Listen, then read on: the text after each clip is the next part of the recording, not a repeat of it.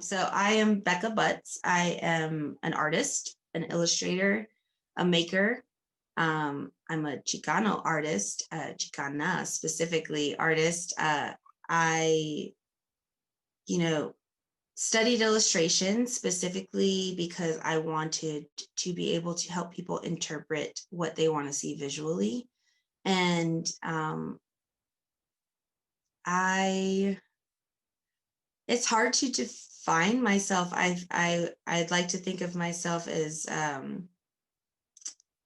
good friend, a hard worker, and hopefully an artist that's already respected by her peers, but then continues to maintain and earn that throughout. I don't know that I ever had big dreams of being filthy stinking rich making art, but if I could live comfortably, pay my bills, and be good to people and meet creatives like myself, which I'm very, very lucky to have already been able to do that in my career. I just hope I to continue to do that. I think that's what I want to see for the long stretch of however long I get to make artwork on this on this particular plane. My background, I'm originally from El Paso, Texas. I moved here to Greensboro, North Carolina as a child, 8 years old in 1995. And I've been living here ever since, with the exception of going away to school in Savannah, Georgia, to the Savannah College of Art and Design. After finishing my degree in illustration and my minor in painting, I decided to come back home, one of my two homes, to Greensboro, North Carolina. At first, like I think a lot of people do right after college, thinking it would be 6 months, a year max, figuring out where I was going in the world next. And fortunately for me, I found that coming back home and rediscovering where I'm from and how this city functions, that there was a thriving art and music community that was just sort of in its infant stages, where it was starting to grow. And about 10 years later, a lot of us that were in our early 20s are now working and living here as artists, opening up businesses, venues. COVID's a weird time for everybody, but I just found myself falling back in love with Greensboro, wanting to make art here and make this city the kind of place that an artist like me would want to live. So that's why I'm here in 2020, almost 10 years later after moving back. And that's what I do here. I work as an artist, an illustrator.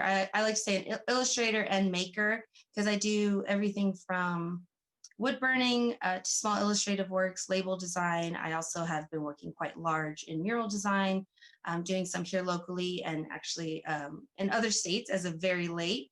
And now more so the installation art that I got to do with Casa Azul of Greensboro for the Day of the Dead event.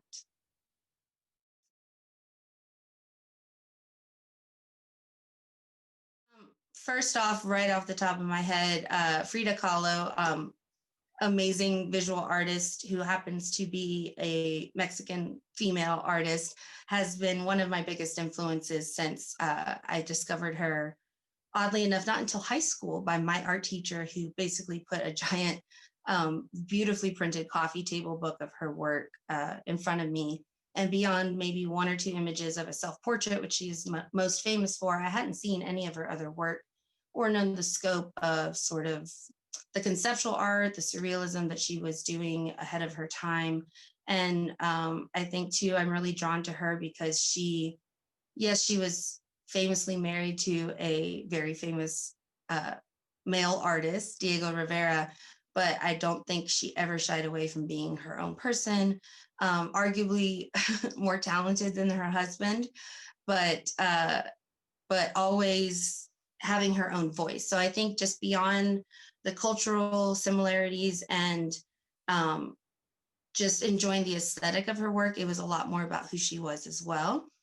Other individual artists that it feels like that's too many to name, but I definitely draw inspiration currently from not only my peers, but locally, but my peers on Instagram. I use that very much as a tool, not only to share my artwork, but to do research in a lot of ways, constantly kind of taking in that visual information, because I feel as an artist that you should always be a student and always evolving. And that's definitely something I've strived to do. I'm probably most influenced right now by street artists and tattoo artists. I find that those artists that I follow and kind of follow their work tend to be a little bit more exploratory just by the nature of their work. You can't just keep doing the same thing in tattooing or in public artwork. So I think that that continues to sort of push me in the right direction of how I want to continue to expand and explore my work and take on any challenge that comes my way.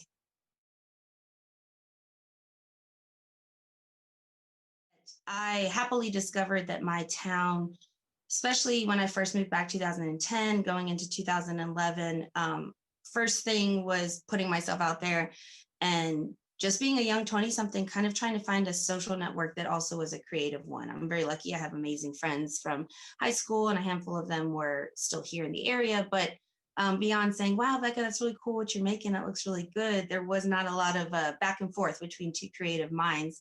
So I think a lot of what kept me here was very early on discovering the local music scene and the artists that were hanging out at the local shows.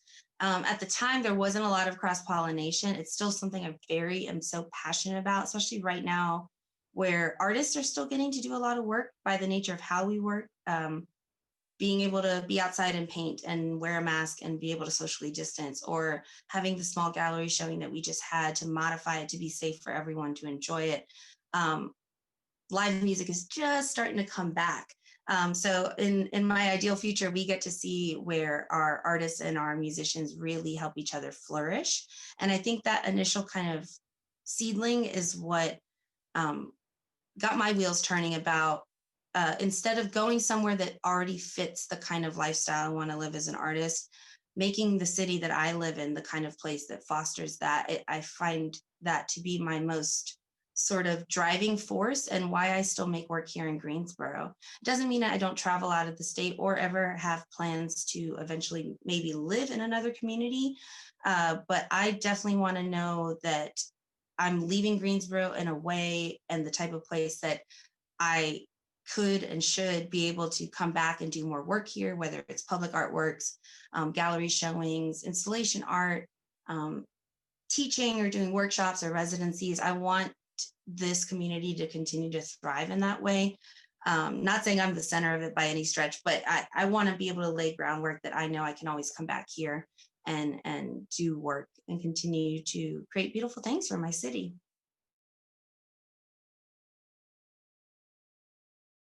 So my very first mural, I've always wanted to work large, as intimate and small as I tend to work with a lot of my illustrative work and my jewelry and all the kind of intimate details. There was always something in me that wanted to sort of translate that very detail-oriented aesthetic into a large format.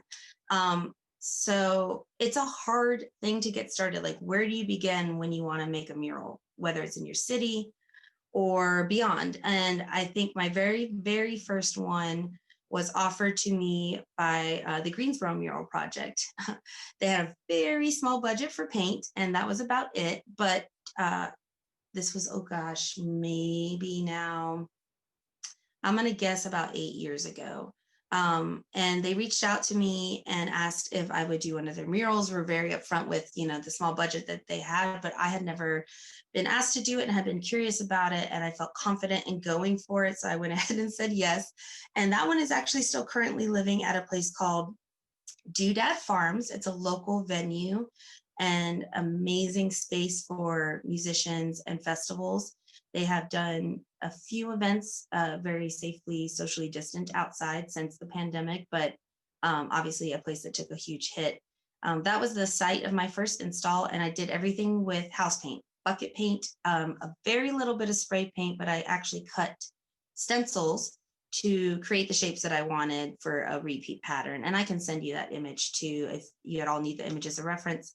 So after doing that first one, which was not that big, is I think maybe all of 8 feet by 16 feet, it's underneath a covered stage on one of their 3 stages at the venue at Doodad Farm. I got the bug. I wanted to do more. So from there, my next big project for a mural was at Westerwood Tavern, the local bar right up the road, actually from my home studio right now.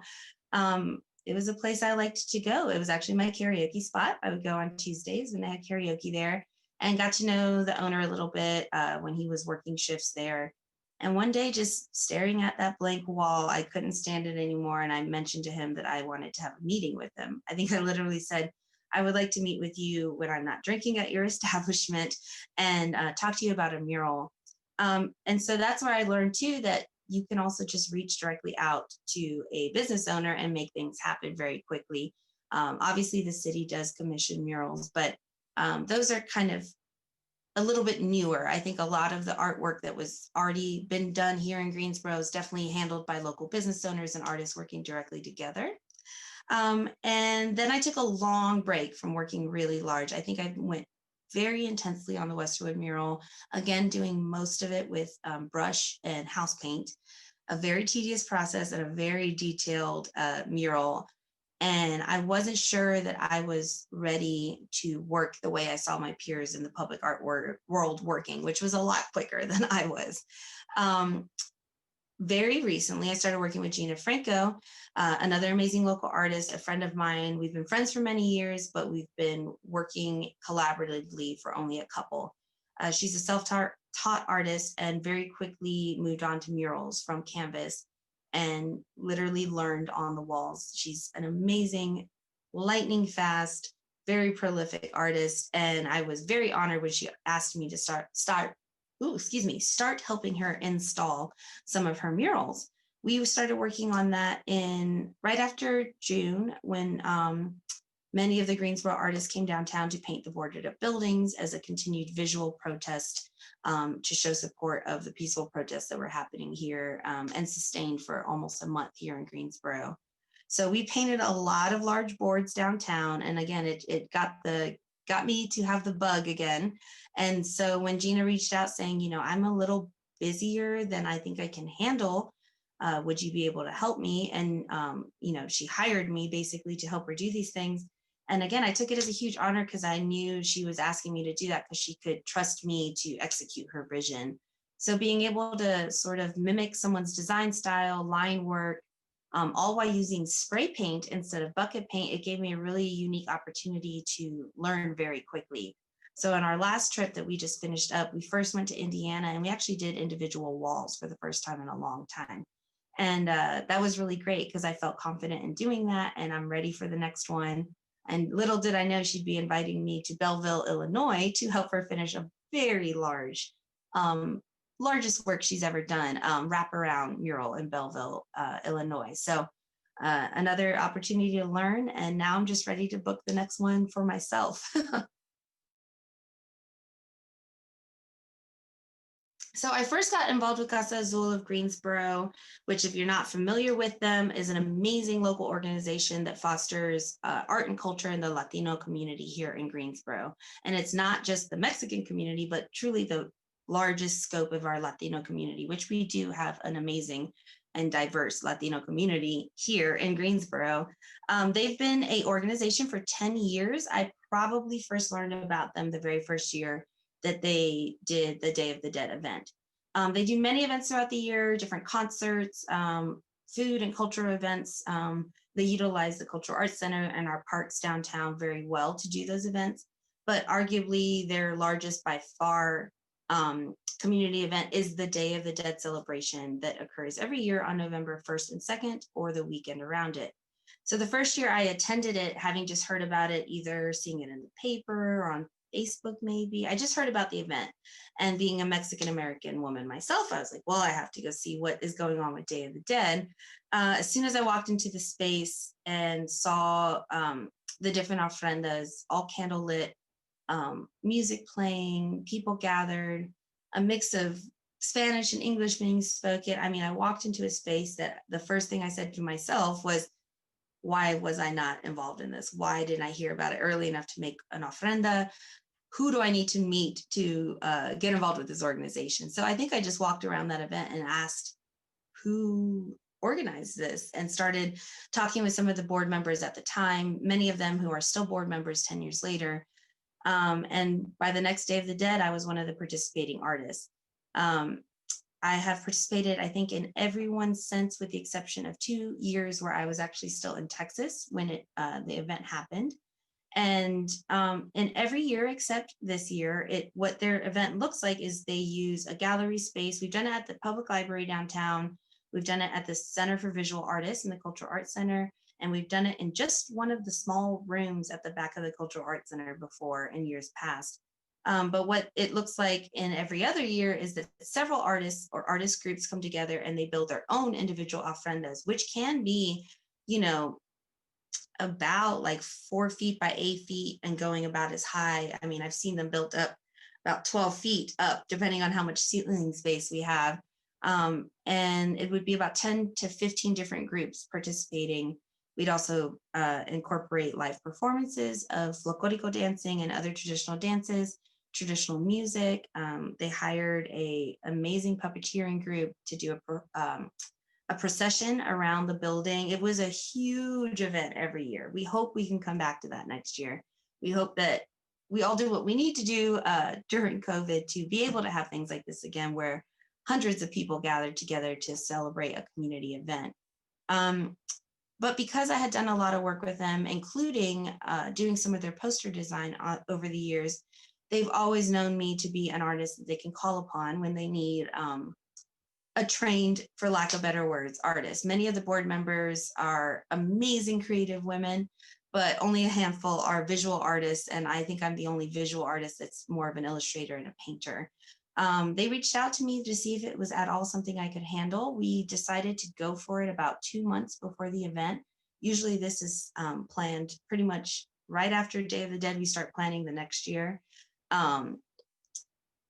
We didn't want to not do it. Our community looks forward to it so much. And it's not just the Hispanic community that comes out to this event. Every culture represented in our city has seemed over the years to learn about this event and look forward to it every year. So we, when they asked me to curate, which is the loose title we gave my position, the first thing I thought about was creating a way for the community to contribute a smaller version of ofrenda or some sort of visual element that could create this giant installation where our community could be together without being able to be physically together. We had a couple of meetings about what that might look like, pretty early on, deciding a color scheme so that there would feel like a cohesive nature for everything that would be contributed to the event. And then it was figuring out how to get people to participate. And so I guess I was better prepared than I could have imagined, having just done in very early COVID months, the first 4 months of COVID, doing the tutorial videos, doing time lapses that showed process work, and talking to people about how I make what I make.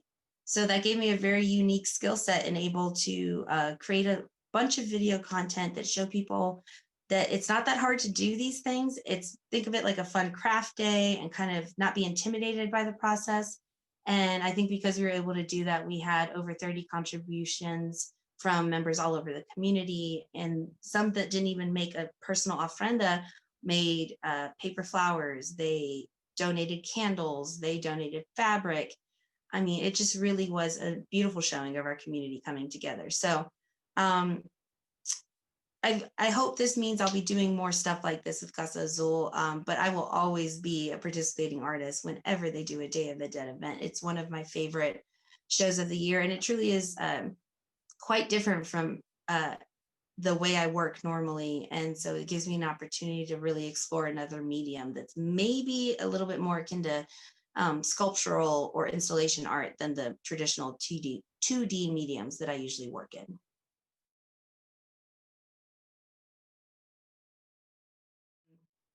In March, I don't think I could have imagined that in mid-November, we'd be looking at sort of, for me at least, worried a little bit going out into the winter and the holiday season where people are so tired of being isolated that they're going to gather again. It does make me very nervous. But all that being said, when everything happened in March, there was that moment of panic, for sure. There was that little bit of like, oh no, like what comes next? How do I, I had all these things planned. There wasn't really a big safety net for me personally. I am very lucky. I do work and have worked for a long time part-time in a local restaurant. So there was that income, even though that sharply dropped with going to takeout only as well. Very short after that, I no longer had shifts there, and went on unemployment for the first time in my entire life. But I know that even just having that little bit of the unemployment coming in, which took a while to start, but once it did, it was a huge relief. I know so many of my other peers who have gone full time 100%. Really, really, if I was worried, they must have been terrified. I guess that's what I'm trying to say. Then once that, sheer terror, panic, and existential crisis passed by a little bit, the next thing I decided was like, you know what? We live in a time with technology. I have a computer in my hand that is my telephone. I've gone live before to do brief tutorials. I've done other video content where I was creating time lapses of my process work. It seemed right and just the answer to just lean into that process and lean into how I interact with my audience. So one of the first things I did was sort of put it out there that I was going to be putting out tutorials for wood burning and collage and drawing mandalas so that other people could feel like they could have a creative outlet as well. Because as an artist, I know how important it is to my mental health, my well-being to create. It's almost compulsory.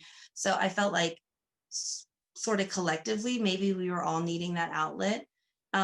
And I got a great response from it. I was so heartened to see even just the fact that I threw out a Venmo and a Cash App, that people were throwing money that I know everyone was worried about. Little bits add up and from lots of people. And it relieved my stress in a lot of ways. Like, wow, maybe I can utilize the support of my community that I've been working in for so long. The other half of that was I feel very lucky in a sense that so many of my customers from the past, whether it was of woodburn jewelry or had bought a small print or some stickers over the years, they reached out saying things like, you know what, I've been wanting to get a commission from you and I just feel like this is the right time. And so I got very busy very quick, which was an awesome problem to have. And then all the while I was releasing almost every day from about March till June when we started painting downtown, because I was very much isolated in my studio until June. I was releasing daily coloring pages. So I do a lot of my work in black and white design, heavy on line work to begin with. They were ready to be coloring pages. You know, my digital renderings gave them a whole nother life, whether it was for a beer label for the brewery I worked for in Savannah, or it was a design I had done for a logo or just for a personal design.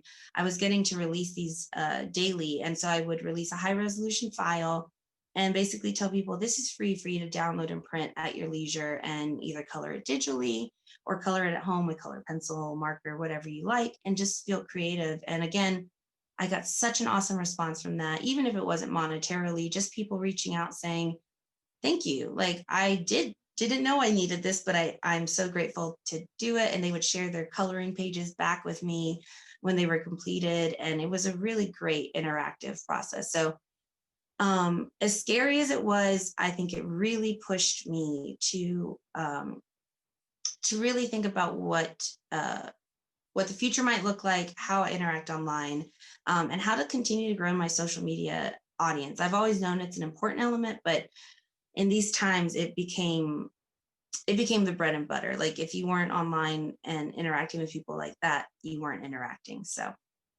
lot of changes, but good ones too.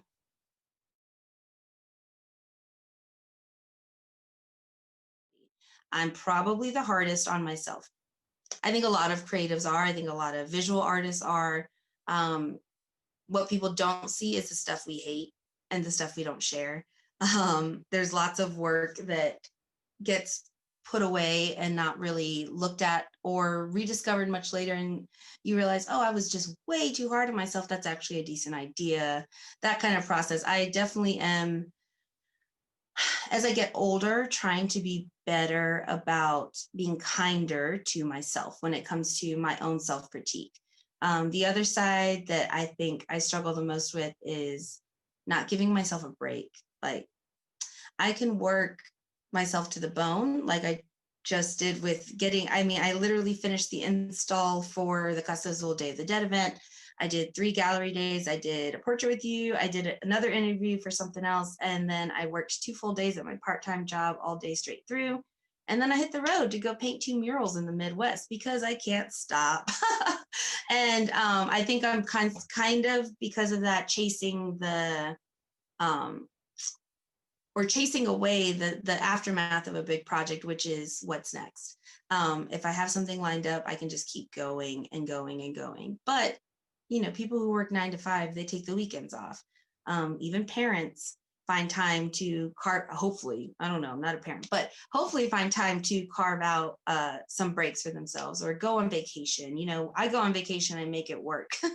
I go on vacation thinking, can I get a gig while I'm in this town that I love? I'm planning to go back to Indiana very soon because I fell in love with the area, and they have a really unique opportunity to create more murals really quickly.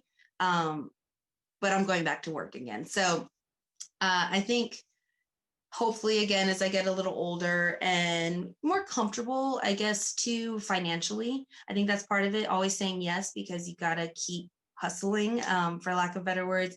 I hope that I can sort of give myself that mental break to live life and continue to be inspired. I preach it all the time, but I'm pretty bad at it, which is that you can't create art out of a vacuum. You can't just create without living.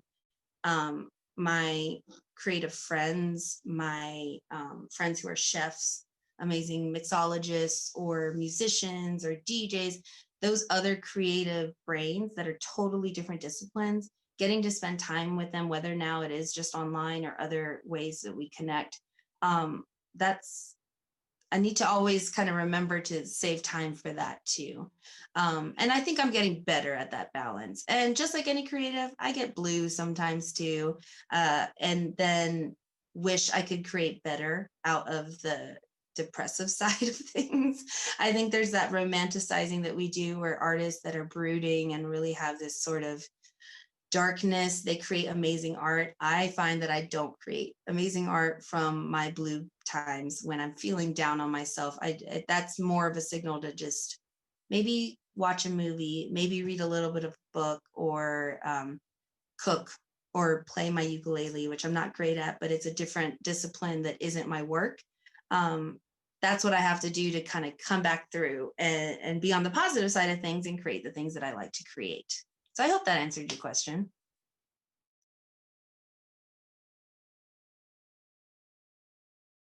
So for me, the purpose of making art is, it's such a broad spectrum for me. I think I best exemplify it in how I work within my community and whatever community that I am in. I never want to, especially now that I'm traveling more, I never want to go into a community that's well established and has their own dynamics and pretend that I know better than them. It's the same way I've approached how I work here in Greensboro, wanting to just learn and entrench myself in our local community and really be a positive force in that. So I think that art at its very nature, I spoke briefly about this before, the process is just as important to me as the finished product. People, whether you're an artist or not by trade or profession, having some sort of outlet to feel creative, to feel like they made something with their own hands that they can just enjoy, even if it's just for themselves. So I feel like as my art career has sort of evolved, I tend to always sort of lean in or come back to that maybe art advocacy side of things. I'm passionate that everyone has creativity in them. I believe that everyone has creativity in them. You hear people say a lot, oh, I couldn't draw a straight line if I tried, or, oh, I don't have a creative bone in my body, but yet they cook a beautiful meal for their family every Sunday, or, they have a secret, knitting habit that they do, but they don't consider that art or creativity, that kind of thing. I feel like being very open in how I create, showing my process, continuing to push for more public works. I think that just continues the conversation, especially with kids, that art is a valid endeavor. It's a valid pursuit. And if you work really hard, it can be your career. It's not easy. It's heartbreaking sometimes. But every artist that I know that's working currently, especially here in Greensboro, they wouldn't be doing it unless they loved it. It's too it's too heartbreaking. Just like any actor trying to break into the scene, or a stand-up comedian, or a musician who's just beginning to gig, you have to go through all the no's and all the rejections and make work that nobody even pays attention to or says something negative about, to hone your skills. And I think if more people sort of thought about art as, in the more general sense, the arts, I guess, as a noble pursuit, I think we'd all be a little bit happier anyways. So for me, I think that's the purpose of it, to encourage others. And then on a more sort of basic level, it's just to put beautiful things into the world. I think my very first um, public forum for sharing art was a blog 10 years ago. Probably it's not even on I think WordPress or something like that, maybe a platform we don't even use anymore. But I remember I named it Pretty Things because I was so tired of working conceptually after just graduating from an illustration degree, where they were telling me it must always be smart, it must always be funny, it must always be witty. You have to have a specific type of style that everyone can recognize. And if you can't do that, you're not going to make it as an illustrator. And I was already thinking, but I want to sculpt, I want to paint murals, I want to do wood burning, I want to make crafts, I want to do woodworking. I already knew that my artistic endeavors were going to be wide and varied. So yeah, the first thing I put out into the world was like, you know what, I just want to make pretty things for a while. And that's when I started doing crafting and wood burning. And it really did sort of open a lot of doors in the local craft community, which is how I got my artwork in front of people. It almost was a backdoor approach to sharing my illustrative work by creating beautiful sort of interactive art, for lack of better words, because it's art you can wear, it's art that functions. And there was no lofty conceptual anything behind it. It was just see how beautiful I can make the things that I'm making and hope that people respond to it. So I hope that answered the question.